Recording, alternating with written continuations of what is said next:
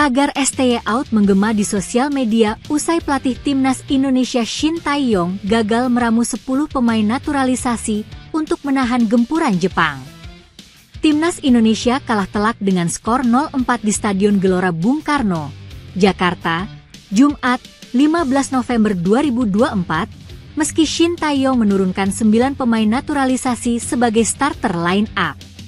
Shin Tae-yong hanya menurunkan Rizky Ridho dan Yakob Sayuri dari pemain Liga 1 dan sisanya adalah pemain naturalisasi yang kini tampil di berbagai belahan dunia. Sayangnya, hal tersebut tak mampu menahan gempuran tim lawan.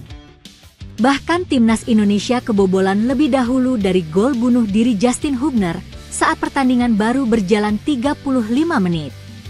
Babak pertama pun ditutup dengan skor 0-2 setelah Takumi Minamino menjawab tantangannya untuk mencetak gol di Stadion GBK. Alih-alih menambah pundi gol, timnas Indonesia kembali kebobolan dengan gol Hidemasa Morita di menit 49 dan Yukinari Sugawara di menit 69. Tagar STY out pun menggema dengan ketidakpuasan atas skema permainan dari pelatih asal Korea Selatan. Meski sudah didukung penuh dari PSSI dengan mengejar deadline naturalisasi Kevin Dix, sayangnya hal tersebut tak berpengaruh banyak pada pertandingan ini. Pelatih wajib disalahkan, ST wajib out setelah lawan Arab entah hasil menang, imbang, kalah. Cari pelatih buat mempersiapkan tim bulan Maret, memang ini pelatih cocoknya untuk tim yang baru berkembang seperti U23 atau U20. Tulis salah satu pengguna X dikutip Sabtu, 16 November 2024. Tak masuknya nama Elinor Reijers dalam daftar susunan pemain dan tak lagi ada Elkan Bagot dalam daftar skuad Garuda pun menjadi sorotan netizen. Padahal, PSSI sudah kejar deadline untuk bisa menaturalisasi Eliano Reijers secepatnya demi membela timnas Indonesia. Eliano tidak dimainkan dan Elkan Bagot tidak dipanggil. Malah Rafael Struijk dan Nathan Choeon main jelek tidak cepat diganti. STY sudah 4 tahun dikontrak PSSI, tidak bisa bahasa Indonesia dan Inggris. Bagaimana lancar kasih instruksi? Kritik netizen lainnya. Sementara itu, Shin Tae-yong pun dianggap gagal untuk meramu 9 pemain naturalisasi. Eliano Reijers harus main lawan Arab, El Klemer, Rafael Struijk, dan Ragnar Oratmangoen harus dicadangkan dulu lawan Arab, tulis netizen lainnya. Usai pertandingan ini, timnas Indonesia akan menjamu tamu lainnya, Arab Saudi di Stadion Gelora Bung Karno, Jakarta, Selasa, 19 November 2024. Shin Tae-yong bongkar penyebab timnas Indonesia dibuat tak berkutik saat lawan Jepang. Ragnar Oratmangoen disorot tajam, pelatih timnas Indonesia bongkar alasan skuad Garuda kalah telak di laga kontra Jepang. Salah satunya karena peluang emas yang gagal dimanfaatkan Ragnar Oratmangoen. Pelatih timnas Indonesia, Shin Tae-yong, membeberkan penyebab kekalahan telak skuad Garuda dari Jepang. Timnas Indonesia harus menyerah di tangan Jepang dengan skor telak 4-0 dalam lanjutan kualifikasi Piala Dunia 2026 zona Asia.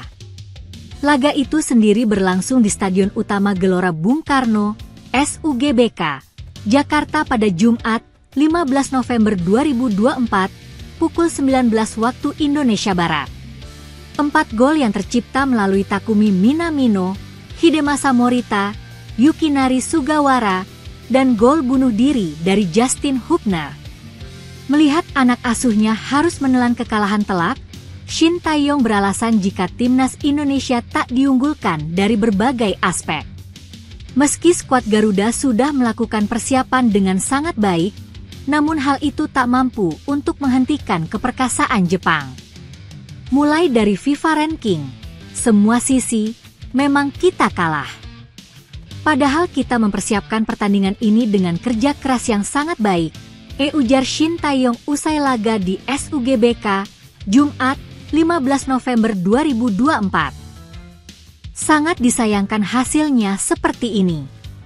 Memang sepak bola seperti itu, tidak mudah bagi pemain menjaga levelnya sampai laga selesai 90 menit, tambahnya. Shin Tae-yong juga membeberkan salah satu penyebab timnas Indonesia harus menyerah dari Jepang dengan skor telak. Pelatih asal Korea Selatan itu sangat menyayangkan peluang emas yang dimiliki timnas Indonesia pada awal babak pertama.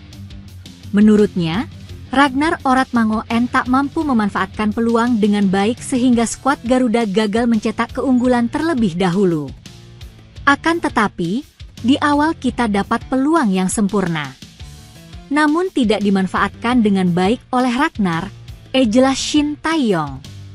Mungkin yang jika kita bisa mencetak gol lebih dulu, hasilnya pasti berubah, lanjutnya.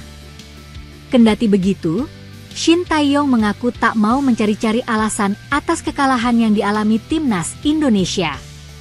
Ia menyebut jika para pemain skuad Garuda akan melakukan sejumlah evaluasi demi menatap laga selanjutnya kontra Arab Saudi. Namun, saya tidak mau beralasan karena kita kalah. Saya akan melakukan evaluasi dan mempersiapkan pertandingan berikutnya dengan lebih baik lagi, pungkas Shin Tae-yong. Pemain muda bertalenta, Mauro Zijlstra, yang saat ini memperkuat tim U21 FC Volendam, kini menjadi salah satu calon pemain naturalisasi yang sedang diincar oleh PSSI. Posisi Mauro Zijlstra sebagai penyerang sejalan dengan kebutuhan timnas Indonesia yang tengah mencari striker asing guna mempertajam lini serang skuad timnas Indonesia. Belakangan ini, PSSI memang semakin gencar dalam rekrut pemain keturunan untuk memperkuat timnas di setiap lini. Kali ini sedang mencari posisi penyerang. Setelah sukses membawa Kevin Dix bergabung dengan skuad timnas Indonesia, kabarnya PSSI kini mengarahkan pandangan mereka pada Mauro Zijlstra yang memiliki garis keturunan Indonesia dari Bandung. Mauro Zijlstra sendiri telah menyatakan harapannya agar proses naturalisasinya bisa segera dipercepat. Mauro Zijlstra mengungkapkan bahwa komunikasi dengan PSSI telah terjalin. Ia telah menyerahkan sejumlah dokumen yang dibutuhkan dan kini tinggal menunggu kelanjutan dari pihak PSSI. Saya sudah menyerahkan dokumen yang dibutuhkan. Sekarang tinggal menunggu kabar dari PSSI untuk segera terbang ke Indonesia, ungkap Mauro Zijlstra. Meski begitu, pemain berusia 19 tahun ini belum mengetahui pasti kapan proses naturalisasinya akan rampung dan menanti kepastian dari Federasi Sepak Bola Indonesia. Dukungan penuh dari Ketua PSSI, yang dikenal memiliki pengalaman dalam sepak bola Eropa serta pernah menjadi pemilik klub ternama Inter Milan, menjadi angin segar dalam memperlancar proses naturalisasi pemain keturunan ini. Kehadiran sosok pemimpin PSSI yang berpengalaman di dunia sepak bola internasional diharapkan akan mempercepat proses bagi pemain-pemain yang diincar.